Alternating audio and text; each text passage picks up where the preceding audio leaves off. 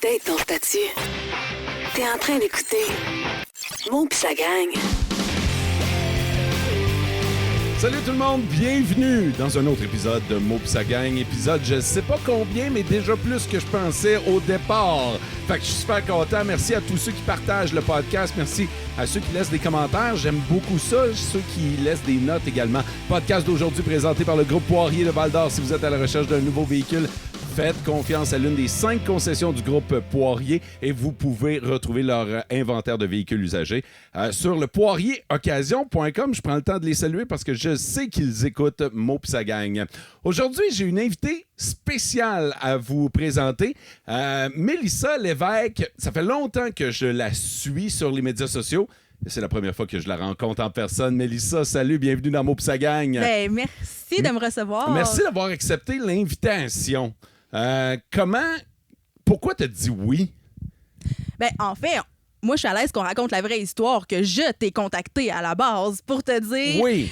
Je sais que tu recherches des invités, puis moi, ben, j'aime ça, venir jaser. Puis comme je te disais aussi, moi, je suis une fille de la région, mais il y a beaucoup de gens qui pensent que, parce que je suis très active sur les médias sociaux, qui me connaissent des médias sociaux, puis qui pensent que je suis à Montréal ou ailleurs à travers le Québec. Donc, je me suis dit, ben, de venir jaser avec toi, je pense que le monde va comprendre que je suis d'ici. Mais là, toi, c'est tes amis qui t'ont convaincu, qui t'ont dit, hey, tu devrais parler avec Mo.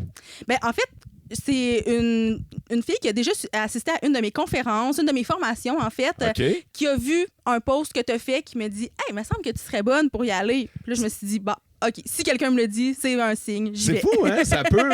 C'est drôle parce que c'est un qui a vu un, qui a vu un, puis là, on est là. Ben oui. Hey, moi, ça fait longtemps que je te suis. Ça fait longtemps que je te regarde aller. Moi, je savais que tu es une fille d'ici, fait qu'on va apprendre à te découvrir un peu plus. Ouais. T'es qui, toi, Mélissa? T'es née où? Tu viens d'où? Ben, moi, on en part fait, de la base. Ouais, OK. Ben, les premières années de ma vie, comme jusqu'à 8 ans, j'étais à Malartic, parce que mes parents sont originaires de Malartic. OK. Mais après ça, j'ai fait tout mon primaire, secondaire à Val-d'Or, à Polyvalente, ici. Puis après le secondaire, là, j'avais comme un besoin de quitter...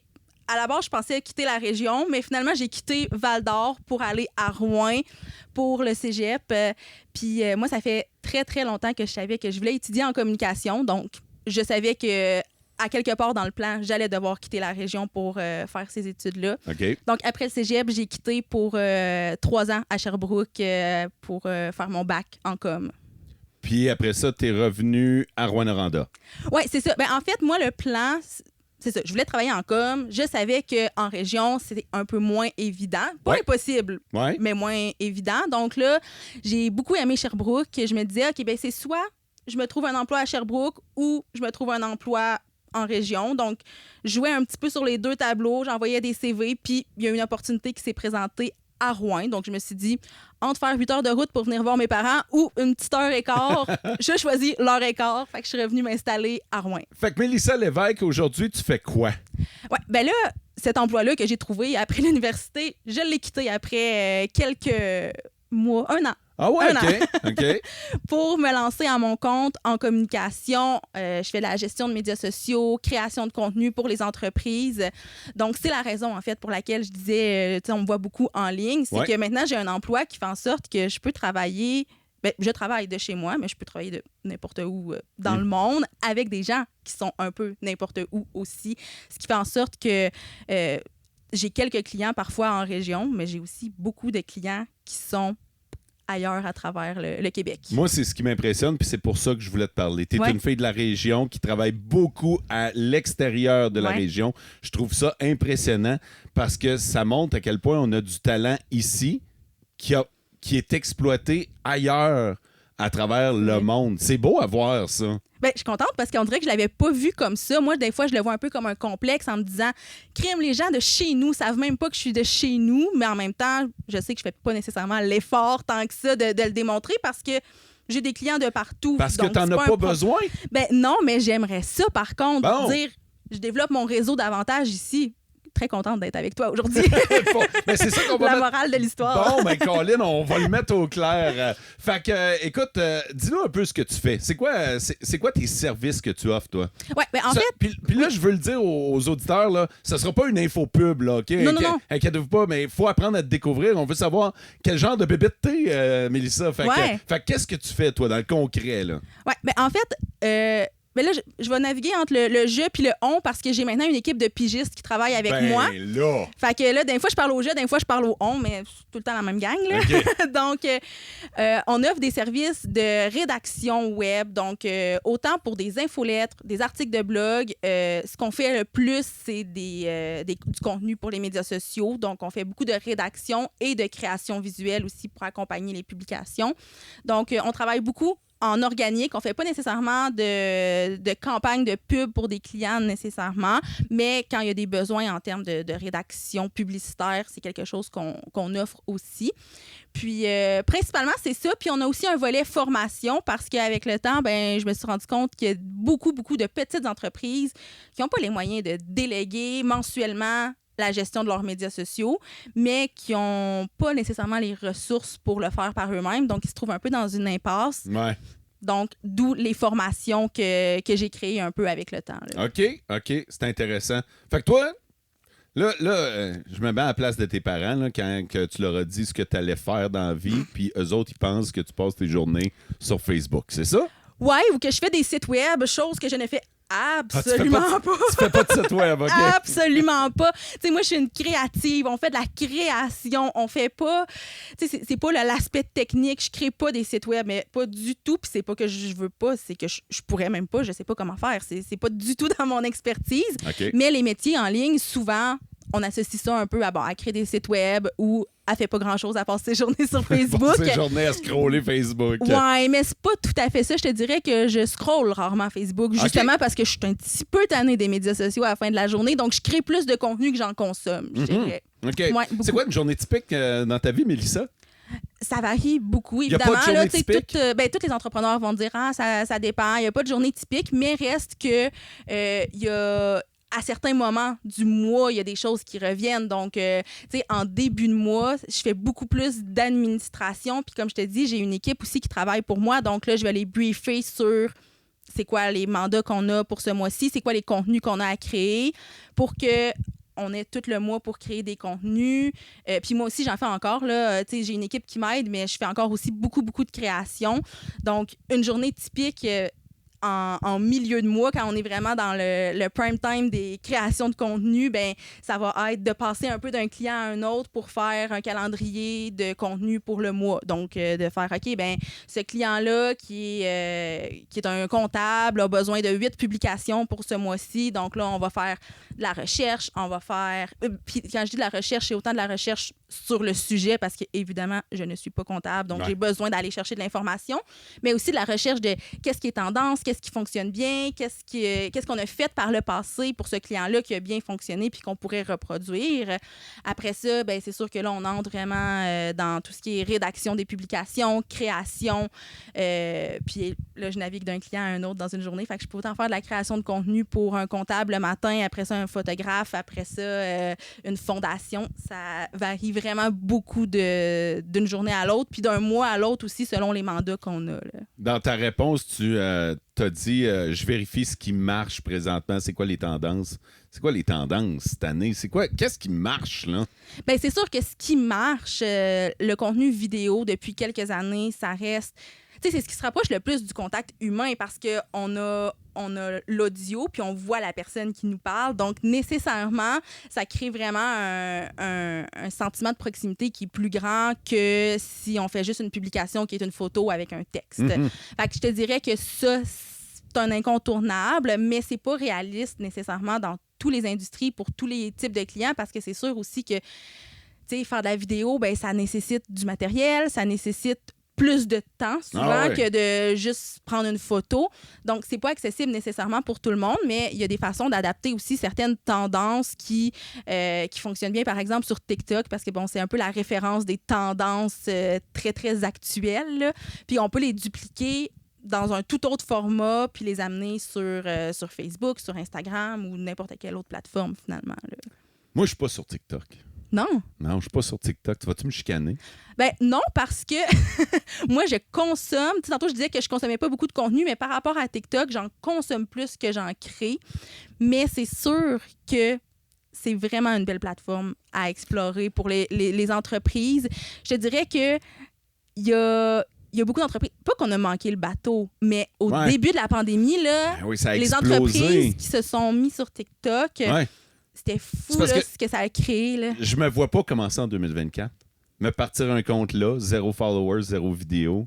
On dirait que pour moi, il est trop tard. Ben non, c'est ça. On a l'impression un peu, puis c'est vrai que tu n'auras pas le même impact que si tu l'avais fait en 2020, 2021, mais il n'est pas trop tard, dans le sens où il n'est pas trop tard pour t'écrire une page Facebook non plus, puis Facebook existe depuis c'est sûr, mais des années. C'est dur maintenant. Tu sais, j'en vois qui créent leur page Facebook là. Oui, c'est plus la même game. C'est tough d'aller chercher des followers. C'est tough de demander aux gens de les suivre, là. Tu sais, moi, ma page Facebook, je l'ai depuis des années. Je l'entretiens depuis des années. Puis, tu sais, j'ai plusieurs milliers d'abonnés que je salue puis j'essaye d'en prendre soin. Mais c'est du travail. Oui. C'est de la job être sur Facebook puis être sur les médias sociaux, là. Puis aussi, ce qui arrive, tu sais, là, on parle de Facebook, c'est que les algorithmes derrière les plateformes, je veux pas entrer trop dans la mécanique des choses, mais reste que c'est un facteur qui joue pour beaucoup. Mais c'est pas tout ça. Tu sais, tu dis, je veux pas entrer dans la mécanique. C'est que probablement que la mécanique... T'as un doute de comment elle marche, mais t'es pas dans les secrets de Facebook. Là, c'est ça, puis ça change aussi, ça évolue parce que, tu sais, en 2013, quand moi, j'ai créé ma propre page Facebook, c'était facile d'avoir des abonnés. Puis probablement que toi aussi, là, au début, c'était donc bien facile, puis il y avait de l'interaction, ça a pu finir. Puis là, maintenant, il se passe plus grand-chose, mais il faut quand même être sur cette plateforme-là. Fait que c'est une question d'algorithme qui a évolué tout simplement. Puis, tu sais, c'est un peu la même chose avec TikTok, mais il est encore intéressant, l'algorithme de TikTok, pardon. C'est plus la même chose, mais... J'ai l'impression que les vues sur TikTok sont comme pas aussi, je vais ouvrir les guillemets, là, aussi vraies que dans les autres médias sociaux. Dans le sens que j'ai l'impression que n'importe qui peut voir ce contenu-là sans nécessairement être intéressé par le contenu, être dans le public cible que tu recherches. Tu sais, moi, mettons, ma sauce barbecue. Ouais. J'ai l'impression que n'importe qui sur TikTok peut l'avoir, mais c'est pas n'importe qui va acheter de la sauce barbecue ou consommer de la sauce barbecue, tu sais. Fait que je regardais ma co-animatrice Sarah Maud l'autre jour scroller TikTok. Ouais. J'étais là, t'es mieux d'être vite en tabarnouche pour attirer son attention. C'est fou, là. C'est clac, clac, clac, clac, clac. Mais à force de l'utiliser, point de vue consommateur et non point de vue entreprise, là, mais à force de l'utiliser, TikTok, il comprend vite en tabarouette qu'est-ce que t'aimes, puis il te le propose après ça. Fait que c'est pour ça que c'est intéressant, parce que tu parles des sauces, ben là, c'est sûr qu'il y a plein de monde qui sont zéro intéressés qui vont les voir. Mais il y a du monde, ceux qui sont vraiment intéressés, c'est sûr qu'ils vont finir par le voir parce qu'ils vont voir du contenu barbecue, peu importe quel type de contenu, mais ils vont être habitués de voir ça. Puis là, à un moment donné, TikTok va catcher que tu rentres dans cette niche-là, toi, avec ton entreprise. Fait que, mais le 100 000 vues sur TikTok... Il vaut pas 100 000 vues, par contre. C'est ça, hein? Il vaut pas le même 100 000 vues que sur Instagram, Facebook. Non. Ben, c'est mon avis, mais je pense que... Aussi, oui, c'est ça. Il est comme boosté un peu, j'ai l'impression. Ben, c'est que ça prend beaucoup de vues, justement, pour dire que ça a valu la peine puis que c'était des vues qui étaient pertinentes, au final.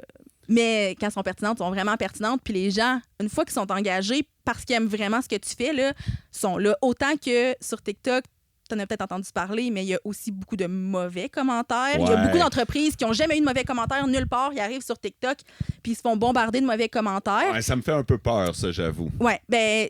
Oui, mais en même temps, on s'entend que ceux qui sont là pour écrire des mauvais commentaires, c'est plate, là, mais quand tu vas voir, souvent, c'est Justin, 13 ans, là, qui veut juste avoir un peu d'attention. Là, je suis désolée pour la caricature, mais c'est un peu ça. Souvent, c'est beaucoup des jeunes qui cherchent un peu le trouble ou des... Ben, des trolls. Oui, c'est ça. Il va en avoir partout. Puis on en voit de plus en plus aussi sur Facebook. Puis il y en a, ça se propage, cette histoire-là. Puis c'est pas propre à TikTok, mais c'est sûr qu'il y en a. Mais ce que je voulais dire, c'est qu'il y a aussi l'inverse. Ceux qui aiment fort, ils aiment fort pour vrai. Ah, c'est intéressant, ça. Ils aiment vraiment fort. Puis, tu sais, j'allais dire, je sais pas si tu as vu, mais non, parce que t'as pas TikTok. Mais je l'ai. OK, mais tu l'utilises pas. Je l'ai, mais je le consomme pas. OK. Mais là, une des tendances en ce moment, là, c'est que les entreprises font beaucoup des lives. Puis souvent, c'est des lives, tu vas me dire que le concept est basic, là, mais c'est qu'ils emballent des commandes, ils répondent aux questions des gens, ils interagissent avec le monde. Et dans ces lives-là, c'est ça, il y a encore des commentaires plates, mais il y a des commentaires incroyables, des gens qui sont super investis et beaucoup de commandes qui se passent. Parce que, ouais, ben, tu sais, souvent, il y a un code promo qui est associé. Bon, si vous commandez pendant le live avec le code promo Live 20, vous allez avoir un rabais de 20 %. Fait que là, les gens se garochent, puis j'en vois, moi, régulièrement, puis les gens aiment vraiment ça, regarder des gens parler des commandes. Ouais, mais Caroline va me mettre à... Mais oui! Mais c'est donc une bonne idée, pour vrai. Ouais. On dirait que tu viens de me convaincre un peu, là, je suis là. Pour vrai, j'ai arrêté de t'écouter pendant 5 secondes. Parce c'est que dans le mode brainstorm. Dans ma tête, j'étais comme, Kim, c'est pas fou, ça! Mais je sais pas, tu sais, peut-être, là, je prends cette idée-là, puis je la mets sur Facebook, mettons. Tu sais... Fait que c'est ça. Moi, je vois bien des affaires sur TikTok où on me dit que ça, c'est trending présentement sur TikTok, puis j'essaie de le faire ailleurs. Oui. On dirait que vu que j'ai pas de following présentement sur TikTok, tu sais, parce que mon compte il est à 0, je m'investis pas sur la plateforme. Mais aussi, il y a une question, parce que là, tu me parles, moi, je l'amène sur Facebook. Il y a une question aussi de public cible. Est-ce que les gens qui consomment tes produits, c'est des gens qui sont plus Facebook ou des gens qui sont plus TikTok? C'est sûr que en étant sur les deux plateformes, tu rejoins un public qui est plus large. Ouais. Mais en même temps, tu peux aussi prendre un concept de TikTok puis dire, ben moi, ma gang est déjà sur Facebook, elle est déjà super engagée. Elle voudrait encore plus de contenu, mais c'est moi qui fournis pas. Ben, OK, le concept des lives, je l'amène sur Facebook. Tu le testes. Moi, je suis une grande fan de on teste, puis après ça, on évalue. Il n'y a rien qui est impossible puis qui est à bannir. Là. Fait, on l'essaye. Ça marche pas, ça marche pas. T'as-tu déjà été viral? T'as-tu déjà fait un gros coup? Un coup hot? Ben, pas... Ben, pour des clients, c'est arrivé. Ben, c'est sûr aussi que j'ai des clients, ben, pas que, mais j'ai des clients qui ont déjà une bonne réputation d'établi, des personnalités publiques qui font en sorte que tu mets une photo de leur face, puis oups, il y a déjà... c'est parti. C'est ça, c'est parti. Fait que c'est quand même une job qui est... Je veux pas dire facile parce qu'il y a quand même un travail stratégique et créatif derrière ça, mais je sais que le fait d'avoir un visage connu associé, ça aide toujours beaucoup. Tu travailles avec des visages connus? Oui. Ben, on peut-tu savoir qui? Ben, oui, ben en fait, je peux parler d'un des clients que j'ai actuellement, qui est la Fondation Autistes et Majeurs, qui est la fondation de Charles Lafortune et Sophie Préjean. Oui. Fait que, tu sais, je travaille pour... c'est moi qui anime tous leurs médias sociaux actuellement depuis environ un an. Depuis un an, en fait, oui. Ouais. Fait que, c'est ça, quand on met une photo de Charles Lafortune sur Facebook, ben c'est sûr que les gens sont super contents. Puis le danger avec ça, c'est que les gens vont liker parce qu'ils ont vu une belle photo de Charles. Et souvent, Charles est son fils, donc là, c'est encore plus touchant. Mais ils vont pas nécessairement prendre le temps de lire la publication, d'où le travail super stratégique et créatif de ma part, de faire comme... OK, la photo, oui, c'est cute, là, mais on a un message à apporter. On a, tu sais, par exemple, récemment, il était associé à la campagne du biscuit sourire dans le coin de Montréal. Donc, c'est de faire, ben, on a des biscuits sourires à vendre. C'est pas juste une photo cute de Charles et Mathis, là.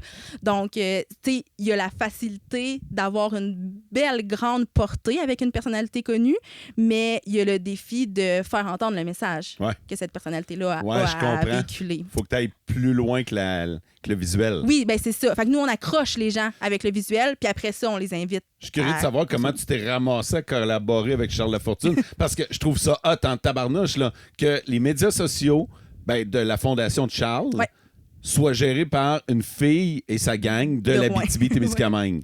Je trouve ça malade. Ben, tu sais, pour vrai, c'est vraiment juste une question de... J'ai travaillé avec quelqu'un à un moment donné qui a aimé mes services, qui était... Elle, c'était une adjointe virtuelle. Puis elle avait une de ses clientes qui a changé d'emploi, qui est rentrée pour la Fondation. Puis là, ben, l'adjointe virtuelle avec qui j'avais travaillé a référé mon nom, tout simplement. Puis c'est beaucoup ça, moi. C'est vraiment ça qui fonctionne. Là. Référence? C'est quasiment que ça. Quasiment que ça. Tu sais, moi, je fais pas vraiment... Puis, tu sais, je suis tout le temps gênée un peu de le dire, mais je fais pas tant de démarchage ou quoi que ce soit parce que ma présence en ligne puis le bouche à oreille avec les clients, c'est suffisant pour moi pour avoir tu sais, des mois bien occupés. Mais c'est hot, ça. Oui. Fait que...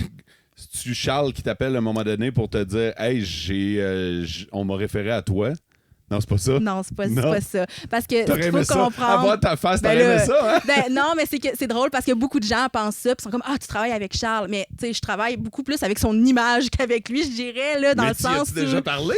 Non, il y a eu échange de courriel, okay. Mais non, parce que tu sais, dans le fond, au sein, puis ça fonctionne comme ça pour plusieurs fondations là, tu sais, ils ont quand même une directrice générale, puis tu sais, ils ont une équipe au final. Je te dirais que pour faire affaire ou pour, tu sais, la plupart des artistes, oui.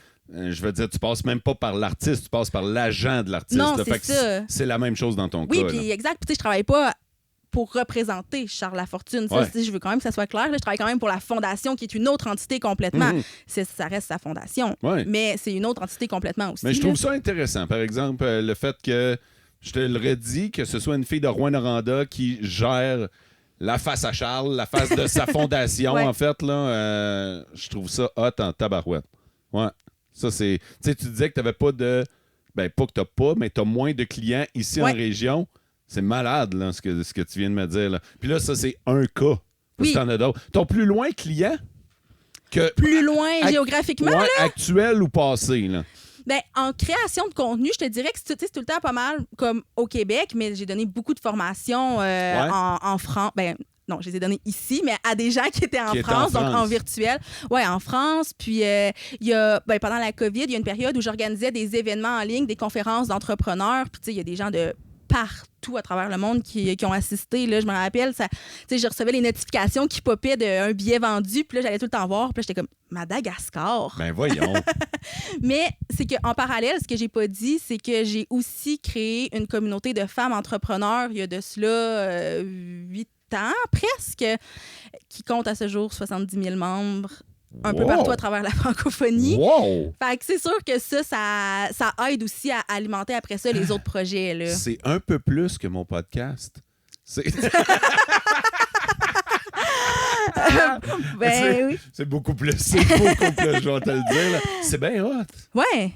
Puis comment t'entretiens ça? Tu l'entretiens toujours? Oui, depuis 8 ans. C'est précieux, ça. C'est vraiment précieux. J'en ai des petits moments de découragement de faire « Hey, j'ai 100 publications par jour à approuver de gens qui veulent publier parce que j'ai quand même une structure puis des règles qui pour gérer ce groupe-là. » Fait que des fois, j'aurais le goût un peu de faire « Hey, sais-tu, ça prend du temps dans mon horaire, mais en même temps, c'est précieux, comme tu dis. » Pourquoi je te suis? Ben, je le sais pas. J'en ai aucune idée. J'en ai aucune idée. Pourquoi je te suis? Comment je me suis abonné à toi? J'en ai aucune idée, mais je sais que ça fait un bon bout de temps. Longtemps. Parce que, tu sais, c'est arrivé qu'on a réagi à des stories et tout. Fait qu'on sait on est qui. Moi, je sais t'es qui depuis très longtemps, mais je veux dire, tu t'es abonné à moi, je pourrais même pas dire à quel moment. Parce que ton contenu, il est vraiment plus orienté vers elle. Oui. Fait que ça, tu t'en es... Ben, j'imagine que là, je viens de comprendre avec ton groupe, là. Je peux comprendre que tu entretiens ce noyau-là, là, mais je sais pas. Je sais pas. Puis pourtant, ça m'intéresse. Ben, tant mieux. Il y a quelque chose dans ce que tu publies qui m'intéresse. Ben, tu sais, c'est souvent ça, un peu l'exemple qu'on donne quand on parle à nos clients d'avoir un public cible. On leur dit, tu te limites pas à ce public cible-là, mais tu vas t'adresser à ces gens-là, puis après ça, les gens autour que ça les rejoint, si ça les rejoint, tant mieux. Tu sais, c'est pas limitatif d'avoir un public cible, puis tu viens d'illustrer quand même assez bien cet exemple-là de faire, moi, je m'adresse beaucoup à des femmes entrepreneurs, mais t'es là, puis puis je suis là aujourd'hui. Il y a quand même quelque chose. Ça serait quoi ton client de rêve? Quel client t'aimerais gérer? Quel client t'aimerais gérer ses médias sociaux? Ben, je te dirais que c'est quand même une question à laquelle je pense souvent. C'est vrai? Mais oui, mais ça varie beaucoup selon les phases de ma vie. Comme là, en ce moment, écoute, je suis zéro sportive, zéro une athlète, mais j'aimerais vraiment ça représenter un athlète. OK. Qui, je ne sais pas, j'ai pas un nom en tête. Non, justement. J'ai un nom en tête. Qui? Eh bien, moi, j'aime beaucoup Sébastien Sasseville. Je sais pas si tu le connais. Non, je le connais pas. OK. Dans le fond, c'est un athlète... je sais pas si on dit amateur, qui fait de la course, du vélo, puis qui est diabétique de type 1, comme moi. Puis pour moi, ça reste un modèle, il est super impressionnant. Là. Il a monté le mont Everest, il a fait beaucoup de choses, puis il en parle beaucoup sous l'angle, justement, de sa condition de santé. Puis je trouve que c'est super inspirant. À la base, Monter le Mont Everest, c'est super inspirant, c'est super impressionnant. Puis là, en plus, on ajoute ce message-là. Moi, je trouve ça super intéressant. Donc, des gens qui ont quelque chose à dire au final, qui ont un message, qui ont une mission sociale. En ce moment, c'est ce genre d'entreprise ou de personnalité-là que j'ai envie de représenter. Là. Rappelle-nous son nom, Sébastien. Sébastien Sasseville. C'est bon, je vais le taguer dans le post. OK. Comme ça, il va le savoir. Ouais. Fait que, il va peut-être dire tabarnouche, je le savais pas, mais cette fille-là. Ben oui. Ouais. Écoute, je me fie sur toi. Parce que t'as commencé à parler d'athlètes, tu sais, puis je veux dire, là, c'est sûr que j'ai pas vu ses médias sociaux, tu sais, mais là, je me disais, Colin, on va-tu avoir un Georges Saint-Pierre, mettons, tu sais, ou ben, écoute, peu importe, là, moi, je suis super ouverte, tu sais, là, en ce moment, c'est ça, c'est comme un peu mon... Il y a Laurent Duvernay-Tardif qui a de la misère avec sa page Facebook au moment où... Hey, je le suis même pas. Il a perdu le contrôle. Ah ouais? Il a perdu... il s'est fait... il n'y avait pas la double authentification, j'imagine, là, puis il s'est fait ramasser sa page là, par... un gars en Inde ou je sais pas trop quoi qui vend des cossins maintenant. C'est très fréquent en ce moment. Là, qu'est-ce que tu dirais aux gens là, pour protéger... Tu sais, moi, je connais une entrepreneur ici qui s'est fait prendre sa page, là, qui a perdu le contrôle présentement. Puis, tu sais, quand tu as mis bien du temps à entretenir tes médias sociaux, puis tu as travaillé là-dessus, puis du jour au lendemain, tu n'as plus moyen de rejoindre ton monde, on peut peut-être parler de sécurité un peu. Oui, ben en fait, moi, j'ai 2 choses à dire par rapport à ça. Premièrement, probablement que tu as été victime de ça aussi, les faux messages de Facebook qui disent que ta page va être désactivée pour telle raison. Ouais. Je sais pas si tu en reçois beaucoup, là, mais moi, j'en reçois plusieurs par jour. Ben moi, j'ai un truc. Fait que je le donnerai après, là, okay. mais j'en reçois plus. Ah bon, ben c'est ça. Okay. Ouais. Fait que ce genre de message-là, c'est souvent par là que ça passe. C'est souvent là que les gens se font avoir. Puis tu sais, tantôt, je te parlais de ma communauté de femmes entrepreneurs. C'est une question qui revient à tous les jours. Les femmes sont comme « Ah, pensez-vous que c'est vrai? » Parce que des fois, ça peut sembler vrai. Des fois, c'est assez évident que ce n'est pas. Non, mais il y a des fois que... Hey boy! Ouais, mais Facebook t'écrira pas pour te dire... Tu sais, il va pas t'envoyer un message en privé sur ta page pour te dire que ta page va fermer dans les 2 prochains jours si t'as pas fait telle affaire ou peu importe. Fait que déjà là, on peut s'arrêter à ça. À moins que tu t'appelles Red Bull. Là, ben, c'est ça. Puis même à ça, est-ce que Facebook t'écrirait en privé sur ta page? Non, probablement que Facebook a ton numéro si t'es Red Bull. Ben, c'est ça. Donc, juste complètement, là, ne pas cliquer sur les liens dans ces messages-là, ne pas interagir, les signaler, peu importe, mais c'est souvent par là que ça... En tout cas, dans les derniers mois, c'est souvent ça qui fait en sorte que les entreprises se font avoir puis qui perdent leur page. Donc, tu parles de quelqu'un que tu connais à qui c'est arrivé probablement, malheureusement, que ça a passé par là. Ouais. Le truc que je peux vous donner, moi, ça dépend de votre page, mais pour la plupart des entreprises ici en Abitibi-Témiscamingue, restreignez le pays. Fait que, tu sais, comme moi, ma page est visible qu'au Canada. OK. Je pense que j'ai peut-être mis États-Unis parce qu'il y a des gens qui vont en vacances. Pis, mais tu sais, j'ai tout ce qui est l'Inde puis les pays d'où viennent les fraudes, j'ai tout bloqué ça. Fait que, pour vrai, de toute façon, je pense pas que là-bas, ils m'écoutent. Je pense pas peut-être, mais c'est une sûr fraction. Que c'est là. Ça, quand tu regardes tes stats, tu vois, mettons, que le Canada, c'est 98% de ton auditoire. Puis après ça, tu as un peu des États-Unis, puis peut-être une couple de destinations soleil, là, mais pour vrai, je vous invite à bloquer tout le reste si vous êtes pris avec ce genre de message-là. Là. Moi, ça a mis un terme. Ça a été fini. That's it. Ben, c'est ça. Ben, je pense que c'est une bonne option. Puis d'être juste sensibilisé au fait que c'est pas un vrai message. Donc, on le signale, on répond pas, on clique sur rien juste pour être certain. Puis à ce moment-là, ça devrait déjà être un bon pas de fait. T'as-tu bien des clients qui t'appellent en panique? Bien là, puis maintenant, parce que là, moi, j'ai pris les devants et j'ai fait un appel à tous en leur disant « Ne cliquez pas sur ce genre de truc-là. » Fait que, tu sais, tous ceux qui naviguent autour de moi sont informés que en ce moment, c'est un fléau, puis que le même message que je te partage, là, ne cliquez pas sur rien de ça. Mais c'est sûr qu'au début... Tu sais, quand ça commençait, cette nouvelle façon de faire-là, j'en ai reçu des appels, puis de « Qu'est-ce que je fais? Je vais perdre ma page. » Puis là, même moi, au début, j'étais comme « Mais qu'est-ce que c'est que ça? » Je trouvais que c'était louche, mais je comprenais pas trop d'où ça venait parce que c'était encore nouveau. Jusqu'à ce que je réalise qu'on avait tous reçu le même message, que notre page allait fermer. J'ai fait « Ouais, non, OK, ça marche pas. » Qu'est-ce que t'aimes créer comme contenu? Bonne question. On dirait que il y a plein de choses. En fait, ce que j'aime dans mon métier en général, c'est de pouvoir me mettre dans les chaussures de différentes entreprises puis différents types d'entrepreneurs parce que j'ai un cabinet d'avocats. Je veux dire, ça peut être très beige, là, mais on a rendu ça quand même le fun en partageant des petites astuces rapides. Donc, le contenu éducatif pour certains clients, moi, j'aime ça parce que ça me force à faire des recherches et après à venir vulgariser ça. Mais c'est cool parce que moi, je suis pas avocate, fait que c'est facile pour moi de le vulgariser pour que je me dis, il faut que moi, je sois capable de le comprendre si je le vois. Fait que du contenu éducatif, puis là, je parle d'avocat, mais dans plusieurs sphères, j'aime beaucoup, beaucoup ça. Sinon, ben c'est sûr que du contenu qu'on sait que ça va vraiment fonctionner juste parce que c'est ludique, c'est drôle, c'est le fun, mais il y a de la valeur derrière ça parce que moi, je ne suis pas du genre à publier pour publier parce que, ça fait une couple de jours qu'on n'a pas publié, il faudrait faire quelque chose. C'est pas du tout mon thinking. Donc, des fois, on va y aller avec une publication qui est, oui, un contenu vraiment léger, mais qui, au final, il y a un message derrière ça. Puis souvent, ça passe vraiment mieux, un message derrière un contenu qui est plus ludique. Là. T'es-tu accro à Refresh pour voir tes likes? Pour voir tes commentaires? Non, parce pour que... voir si ça marche? Non, parce que je suis tombée dans ce piège-là très tôt dans ma carrière, puis j'étais comme... C'est complètement sauté, là. J'étais obsédée par ça. Donc là, maintenant, c'est sûr qu'il y a des trucs que des fois, je vais aller voir un peu plus ou, tu sais, quand on est dans une grosse campagne qui est vraiment placée dans le calendrier puis que je dois être disponible, ben c'est sûr que là, je vais regarder plus souvent. Mais sinon, j'essaie de modérer puis de pas être tout le temps en train de rafraîchir ça parce que je pourrais faire ça à journée longue aussi. Ouais. Ça pourrait être ça, ma job, finalement. Ouais. Tu parlais de ton équipe. Toi, ça fait combien de temps que tu es à ton compte? Que je suis à mon compte, ça va faire 8 ans. 8 ans cet automne. OK. Ouais. Puis ça fait combien de temps que tu es rendu avec une équipe? Parce que j'imagine que tu as fait un bon bout tout seul. Oui, j'ai fait un bout tout seul. J'ai engagé la première pigiste, je crois, en 2019. Okay.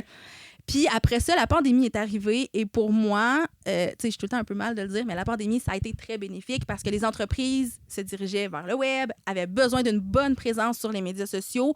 Donc, on a eu vraiment beaucoup de clients qui sont venus vers nous et c'est ce qui a fait que j'ai dû aussi à ce moment-là aller chercher d'autres gens parce que là, on était 2 puis on fournissait vraiment pas. Surtout qu'à ce moment-là, j'ai aussi... tantôt, je parlais du fait que je donne des formations et là, je faisais vraiment des formations personnalisées, des coachings one-on-one avec des entreprises. Donc, j'avais pas le temps de faire des coachings, faire la création de contenu, gérer tous les nouveaux clients. Donc là, l'équipe a grandi. Puis, c'est ça. On en est là. Faut que je te pose la question. Écoute, parce que je pense qu'il n'y a pas de mauvaise question. Puis dans mon podcast, il n'y a pas de censure. Puis tu fais-tu plus d'argent maintenant? Ou maintenant, à cause que tu as des pigistes, faut que tu en donnes plus? Tu comprends? Des fois, grossir ton équipe, c'est réduire également tes revenus personnels.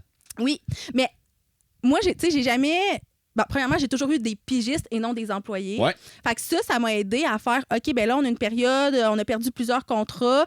Je fais pas de mise à pied, mais il y a des contrats avec des pigistes qui vont se terminer parce que j'ai plus de job pour eux. Fait que, je suis jamais pognée à devoir payer des gens avec de l'argent que j'ai pas. Okay. Par contre, c'est sûr que le revenu diminue, mais d'un autre côté, j'engage pas des gens si je sais que avec l'équipe actuelle ou avec moi-même, je suis capable de faire la job. Fait que souvent, c'est que les clients qu'on accepte, les revenus supplémentaires qui viennent, je les aurais pas autrement parce que j'aurais pas pu les accepter parce que moi, toute seule, j'ai 24 heures dans une journée. Ouais. Comme tout le monde. Comme tout le monde. Comme tout le monde. C'est la seule place où on est tous aussi riches les uns que les autres. Oui, absolument. Toi puis Bill Gates, même affaire.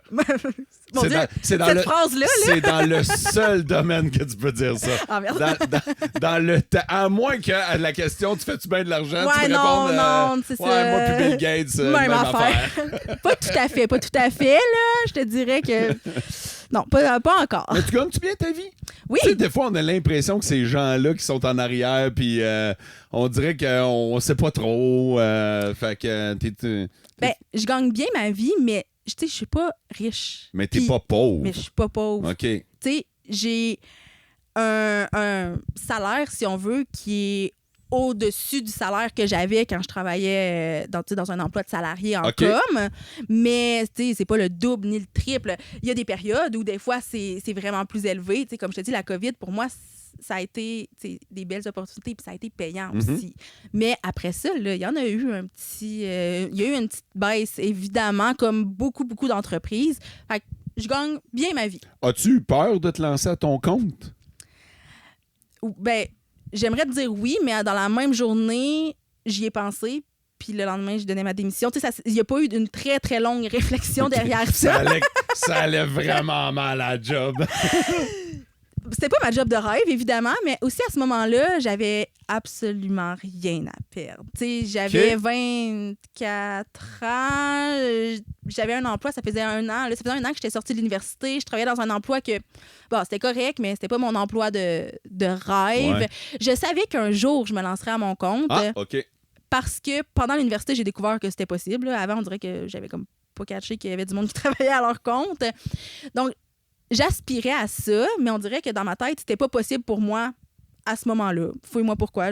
C'était très possible, mais je réalisais pas. Puis là, ben, il y a une opportunité qui est arrivée pour moi, un client qui est arrivé puis qui m'offrait quelque chose de vraiment intéressant. T'sais, j'étais pigiste pour ce client-là, mais ce que j'allais faire comme revenu, c'était à peu près l'équivalent de ce que j'avais comme salaire. Fait que c'est une certaine sécurité. Ben, oui, sauf que ce mandat-là s'est terminé après quelques mois seulement, sans trop de préavis. Fait que ça a été comme, ah, OK, là, je me lance dans le vide. Premier coup. C'est ça s'est comme fait de façon progressive parce que je me suis lancée à mon compte en étant super confortable financièrement pour que du jour au lendemain, je fasse comme, ah, finalement, j'ai perdu mon revenu plus que principal même. Là. OK. Puis là, j'étais comme, OK, il faut que je trouve des solutions parce que là, je suis à mon compte puis c'était comme pas envisageable de retourner sur le marché du travail parce que j'y avais goûté. Là. Fait que ça a été quoi la solution? Parce que tu dis que tu t'es pas vraiment vendu, puis à moins que tu me dises que là, par exemple, t'as pas eu le choix. Ben, je me suis pas nécessairement vendue, mais les opportunités que je voyais, je les saisissais. Tu sais, j'ai une de mes amies qui avait 3 entreprises, puis qui était enceinte à ce moment-là, qui cherchait peut-être quelqu'un pour prendre le relais pendant un court congé de maternité. Puis, tu sais, ce qu'elle voulait, c'est quelqu'un qui allait alimenter ses médias sociaux. Fait que j'étais comme, ben, je vais le faire. Fait que, tu sais, juste ça, c'était déjà un bon revenu supplémentaire. Il y a des clients avec qui j'avais déjà été en contact, qui avaient décidé de ne pas faire appel à mes services, que j'ai décidé de juste relancer pour voir où ils en étaient, puis que finalement, ben... Ça a marché? Ça a marché, okay. Oui. Ça a marché parce que là, c'était un bon timing pour eux. Puis, de fil en aiguille, ça l'a pris vraiment... littéralement quelques jours avant que je puisse remplacer le revenu de ce gros mandat-là que je perdais pour le remplacer par plusieurs plus petits mandats. Là. Donc, quelques mauvaises nuits, mais après ça s'est replacé. Ah oui, ben tu sais, je suis un peu comme ça. Là. On pleure 5 minutes, puis après ça, OK, on trouve des solutions parce que pleurer, ça sert à rien. Là. Ouais. Les gens qui voudraient faire affaire avec toi en Abitibi-Témiscamingue, soulignons-le, là, tu peux le faire. Là. Oui. Tu travailles pas juste avec les gens du Japon. Là, fait non. Mais donc, les gens, plug-toi là, je t'offre la chance de le faire. Oui, ben en fait, avec La Mallette, on est sur... Je l'avais-tu dit, le nom de mon entreprise? Non, on le gardait pour la fin. Ben voilà. Donc, La Mallette, on est vraiment sur toutes les plateformes de médias sociaux. On est super facile à trouver. On a un site web, lamallette.ca. Pourquoi La Mallette? Ben, OK. À la base... Oh boy, j'ai l'impression que c'est la question que j'aurais dû poser en premier, ça. Non, elle n'est pas si intéressante, mais elle est un peu longue. C'est qu'à la base, La Mallette, oui, c'est mon entreprise aujourd'hui, mais... Quand je l'ai créé, c'était un blog lifestyle, style un peu magazine féminin, parce que je voulais avoir mon espace en ligne. Je parle de 2013, là, ça fait quand même un bout de temps. Puis, à ce moment-là, je cherchais un nom pour un blog et j'avais fait appel à mes amis et à des gens qui ont des idées un peu bizarres. Et il y a une fille qui m'est revenue, que tu sais, je connaissais pas trop, mais elle avait envie de brainstorm. Et elle me dit « La mallette rose scintillante ». Je fais comme pardon. On dirait un film de Disney là. Aucune chance. Mais là c'est parce que tu sais moi j'avais présenté ça comme un blog lifestyle féminin donc t'allais tout de suite dans l'extrême cliché. Mm-hmm. J'ai fait non, hors de question. Mais moi en brainstorm même les idées mauvaises, je les note. Je note tout. C'est correct. Ça c'est une bonne leçon. Ouais. Ben oui parce que finalement en regardant les correctes idées et les très mauvaises idées, ben j'ai trouvé, je me suis dit, juste La Mallette. Je trouvais ça intéressant parce que je me disais, ce qu'on veut, c'est outiller les femmes en partageant des outils, des produits coup de cœur, des découvertes. Donc, je trouvais que c'était intéressant. Puis ben, avec le temps, quand la mallette a pris un virage de devenir une entreprise pour offrir des services de gestion de médias sociaux, j'étais comme, ben ça fait encore du sens de dire, tu sais, la mallette, ça représente l'entrepreneuriat, puis c'est vraiment, nous, on outille les gens pour développer leur présence en ligne. Fait que j'étais comme, ben crime, ce nom-là peut me suivre et ça fait encore plus de sens probablement que ça en faisait déjà. Donc, c'est comme ça que c'est arrivé. Et c'est quoi les services que tu offres? Bon, on a fait la gestion de médias sociaux, création de contenu, rédaction, web, infolettres, blog, formation. On a des formations préenregistrées qui sont disponibles sur notre site web que les gens peuvent suivre, mais on peut aussi faire des formations sur mesure pour certaines entreprises. Donc, il suffit de nous contacter via notre page de contact, puis on peut en discuter par la suite. Fait que dans les deux cas, si jamais j'ai besoin d'aide pour mes médias sociaux, tu peux prendre le tout en charge. Ouais. Ou si je veux former à l'interne, toi, tu peux former le staff. Exactement. OK, je comprends. Drette ça. Est-ce qu'il y a quelque chose dont on n'a pas parlé que tu aimerais aborder? Puis là, ça peut être dans n'importe quelle sphère. Y a-tu une question que j'ai pas posée que tu aurais aimé que je te pose, à part le nom de ton entreprise? Mais là, mon Dieu, c'est comme une question piège, on dirait. Là. Non, il n'y a pas de piège. Je sais. Y a-tu quelque chose qui te tient à cœur dont tu aimerais parler? Ben, j'ai le goût d'aller vraiment ailleurs. Là. Vas-y. Tu me suis, là? Oui, je te suis. On est là pour ça. OK. Bon, ben, tantôt, j'ai parlé d'un client de rêve, j'ai parlé de Sébastien Sanseville. J'ai dit athlète diabétique de type 1 comme moi. Ouais. Donc, j'ai peut-être envie qu'on fasse un mini topo de tout ça. Parlons que, diabète. Ben, ouais, ça sonne vraiment pas sexy, mais je pense qu'il y a quand même un travail d'éducation, beaucoup à faire à ce niveau-là. Et moi, la première, j'ai dû être éduquée sur ce sujet-là. Okay. Fait que j'ai envie qu'on en parle. Vas-y. Ça te tente? Ouais, je suis tout ouvert. C'est quoi le diabète de type 1? Ouais, ben, premièrement, c'est ça. Il y a le diabète de type 1 et il y a le diabète de type 2 qui... Moi, quand j'entends parler du diabète, là, je veux dire, le monde me dise pas « Ouais, moi, c'est le 1. Moi, c'est le 2. » Non, ben moi, je le dis tout le temps parce que c'est pas la même chose. Puis l'infirmière qui m'a comme formée quand j'ai eu mon diagnostic m'a déjà dit ça devrait même pas porter le même nom de maladie, si on veut, parce que c'est vraiment différent. Fait que je peux parler pour comme ma condition, dans le fond, là, c'est vraiment que moi, mon pancréas ne fonctionne pas. Ben, il ne sécrète pas d'insuline du tout. Là, regarde, je vais t'amener ailleurs. Ouais. C'est quoi le pancréas? Ouais, OK. Ah, okay. Attends un peu.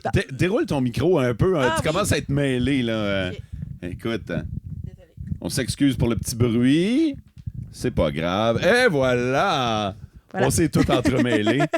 Fait que ça va être bon, on va pouvoir repartir pour un autre bout. Fait que c'est quoi le pancréas? Ça fait quoi dans notre corps? Ben, en fait, c'est que voilà, ça fait d'autres choses que juste sécréter de l'insuline, mais ça, pas qu'on s'en fout, mais ça me concerne pas. Ouais, OK. C'est pas pour notre cause. Hein. Ouais, non, c'est ça. Mais ça sécrète de l'insuline. Puis l'insuline, ça, dans le fond, c'est ce qui va permettre aux glucides, finalement, de ne pas rester dans le sang. OK. Donc, de faire leur job puis d'aller au cerveau et dans les organes vitaux qui ont besoin de glucides pour fonctionner.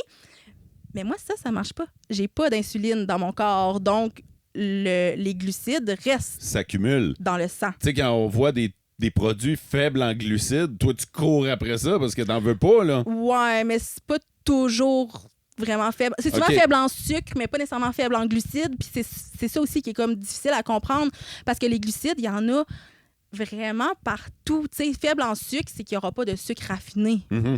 C'est vraiment cool. C'est santé. Ben, en tout cas, plus santé. Mais pour moi, qu'il y ait 5 grammes de sucre ou 5 grammes de glucides, c'est absolument la même chose. Tu sais, je vais le gérer de la même façon. Ouais. Ben, à peu près. OK. Donc, c'est ça. Fait que ça, c'est le diabète de type 1. Puis le diabète de type 2, ben là, ça, c'est que le pancréas peut encore sécréter de l'insuline, mais souvent, c'est dû à l'âge, aux habitudes de vie, à une moins bonne alimentation. Il y a plein de facteurs, en fait, qui peuvent causer le diabète de type 2, mais il est réversible. OK. Parce que là, j'écoute ton histoire, puis je me dis, OK, le type 1 est vraiment plus dommageable, hein? Ben, c'est qui n'est pas réversible, puis qui demande vraiment... Tu sais, avec le diabète de type 2, souvent, puis là, je généralise parce que, bon, c'est pas ce que je connais, mais souvent, avec des changements dans les habitudes de vie, tu sais, de l'activité physique, changer l'alimentation un peu, ben, on est capable de gérer un peu la glycémie, le taux de sucre dans le sang. Toi, t'es né avec ça? Non. Oh. Moi, j'ai eu mon diagnostic à 25 ans. Mais là, ça, l'explication scientifique derrière ça, je ne peux pas te l'expliquer. C'est parce que j'imagine qu'on m'annonce. Ouais, ben, Mo, t'es pris du diabète de type 1. Ouais. Tu sais, tu me dis, Mo, t'as un cancer. Paf! Une masse en pleine face. OK? Ouais. C'est sûr que moi, je suis comme. OK. Fait que là. C'était ça? Ben, c'était absolument ça. Moi, là, j'avais aucune idée. C'était quoi, même que je trouvais ça un peu drôle. Je me disais, j'ai du sucre dans mon sang, je vais juste faire attention à ce que je vais manger, puis ça va être correct.